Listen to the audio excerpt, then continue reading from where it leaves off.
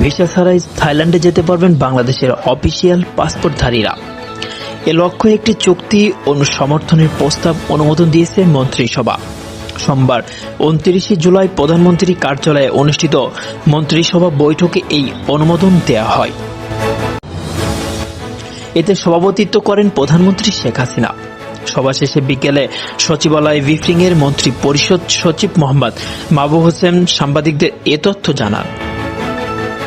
তিনি বলেন, বাংলাদেশ এবং থাইল্যান্ডের মধ্যে অফিসিয়াল পাসপোর্টের ক্ষেত্রে ভিসা ছাড়াও তারা 30 দিন সেখানে অন অ্যারাইভাল ভিসা নিতে পারবে, এটার চুক্তি। মন্ত্রিপরিষদ সচিব বলেন, আগে এই সুবিধা 29টি দেশের সঙ্গে ছিল।